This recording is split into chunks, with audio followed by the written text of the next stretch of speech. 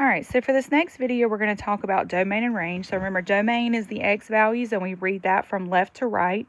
And range is the y values. We read that from the bottom to the top. So when we are talking about domain and range of continuous functions, that's a little bit easier because there's no disconnected pieces where we would have to undefine a value of the domain and range. So what we're going to look at is we're going to look at identifying what are the x values that are included in my graph, and then what are my y values that are included of my graph. Okay, so the way that I like to do these is when I look at the domain, I always look at where is the graph, because domain is left to right. So remember, domain is the x, okay? And we're going to ask ourselves, where is our graph starting? Where is it stopping? Is there anything missing in between? And then from there, you kind of decide, okay, do I need to show that this value is not included, or are they all included? And you go and you look at the end. So obviously, if I have an endpoint, I have to put a value. If I have an arrow, then it's going to go to some type of infinity. Now, for this one, I'm coming from, if I go left to right, there's nothing over here. I'm starting my first x value right here at -2.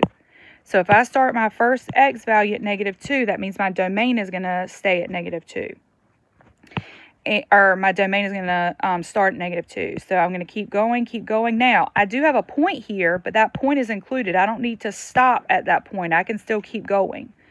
So last point that I end at, that I go no further, is going to be +4. So let me say that again.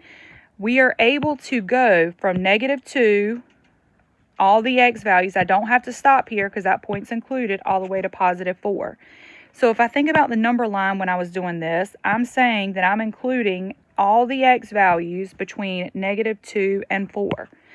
And if I'm including them, that means that when I write it, I'm going to write it with brackets. So I'm going to say that my domain goes from -2, because -2 is included, and we're going to go to +4 for all the x values. So again, domain is my x values, and my range is my y values. So I'm looking at all the x's that are part of that graph.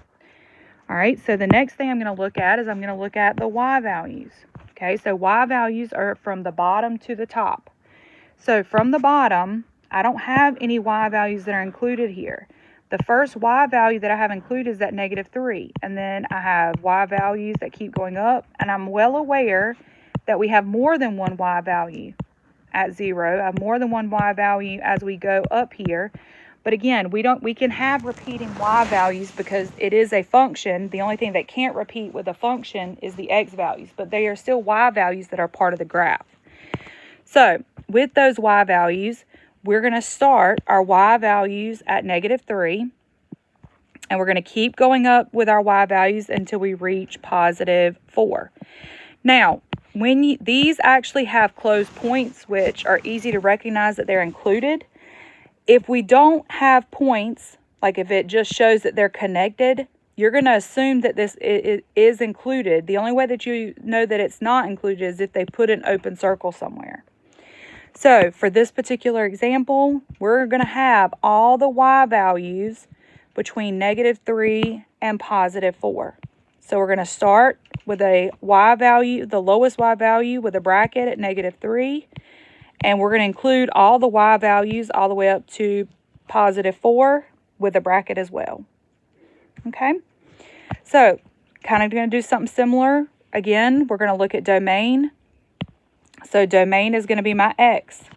So if I'm looking at my x values, I'm looking at left to right. So on the left side, I have these go no further than -2. And I can keep going. Again, I know there's points, but the points are included, so I don't stop.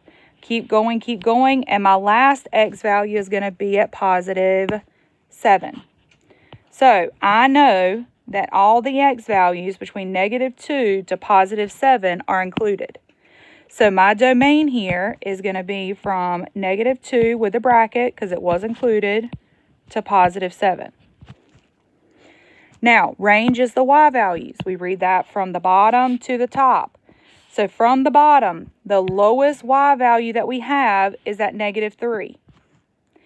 And again, I'm aware that there are multiple y values that are the same on multiple parts of the graph, but everything in here is included. There's a y value at -2. There's a y value at 1, 0, 1, 2, and everything in between. And we keep having a y value until we get all the way up no higher than 6. And so my y values are everything between -3 to 6. So bracket at -3, bracket at 6. Now, everything that we've had so far has been endpoints. So I had to do 2 separate graphs to be able to flip this and right. But in your flip book, you should have the next graph here.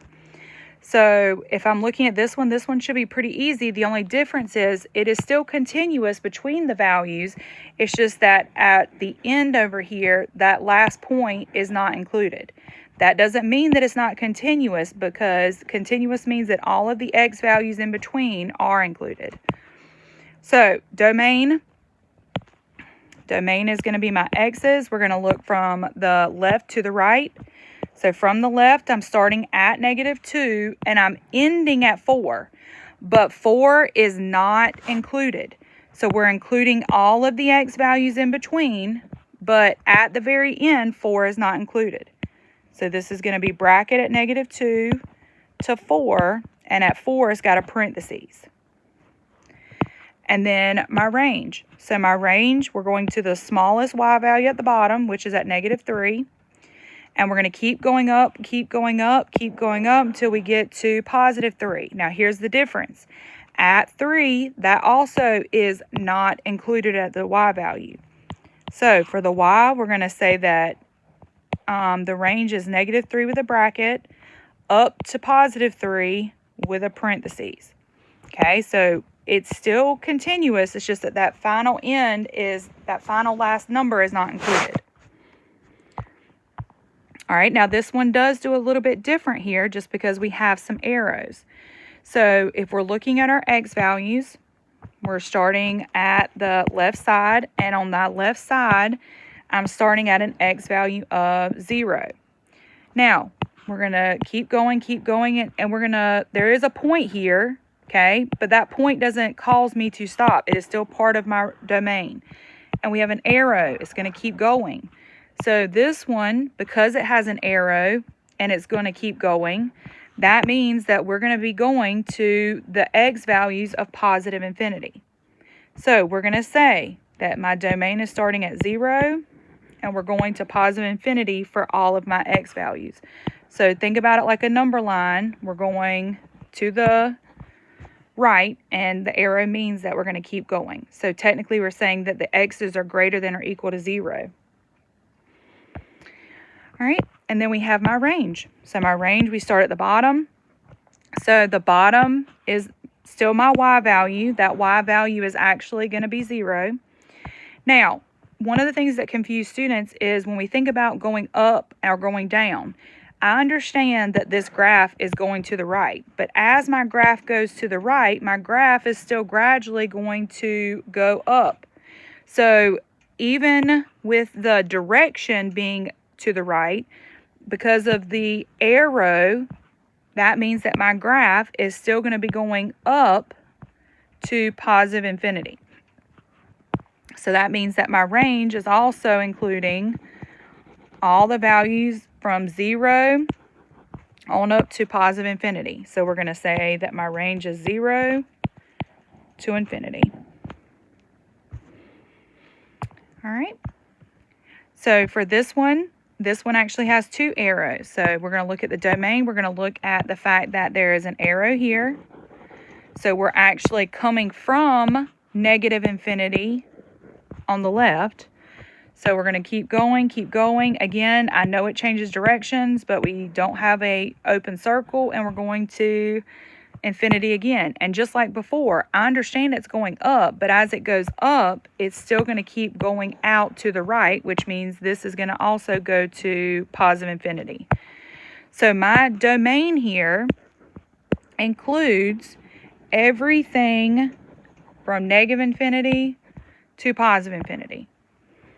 So when I state my domain for my x's, I'm saying that it includes all x's from negative infinity to positive infinity. Now, range. Range, I still have arrows. However, my y values are going no lower than -3. Now, do not make a mistake here. There is no point. However, the only way that you're going to say that it's not included is if it was an open circle. There is no open circle here, so we automatically know that that is a point that is included. So my range is from -3, and we're going to keep going up on both sides, keep going up until we reach our arrows. So when we reach our arrows, we need to recognize the fact that as we are reaching those arrows, it's telling me that it's going to keep going up. So we're going to have a range, and our y value is going to keep going up to positive infinity. So again, from this number, we're going to keep going up, keep going up, keep going up, and never stop going up to positive infinity. So we're going to include -3 from the bottom, because we always do lowest to highest, which is bottom to top, and we're going up to infinity. All right, last one here. So for the continuous side, I know this is continuous because there is nothing in between my two endpoints that says it's not included. So my domain, when I look at that value, we are starting at -5. That is an open circle at -5. A closed circle, so that's included. And we're going to keep going through our graph, keep going through our graph. Now, 6 is not going to be included, but it also, we have to show that it stops at 6 over the domain. So my domain includes everything in between -6 to +6. I just got to make sure I notate it correctly.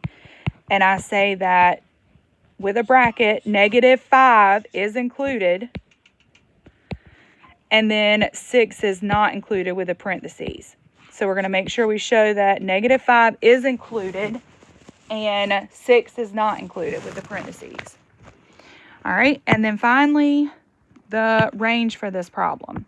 So from the bottom, my graph goes no lower than that valley, that curve right there, which is at -6. That value is included because there's no open circle there, so we know it's included. And even though there's an open circle here, as we go up, there is y values that are included at that number. So we're going to keep going up, and we're going to keep going up until we get to the y value that it goes no higher, which is at +2. So at +2, that's also included because there's no open circle. So my range includes all of the y values between -6 up to +2.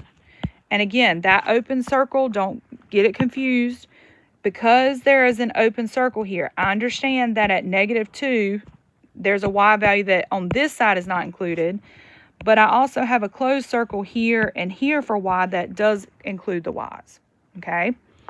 So, continuous functions, you're basically talking about where does it start and where does it end between each arrow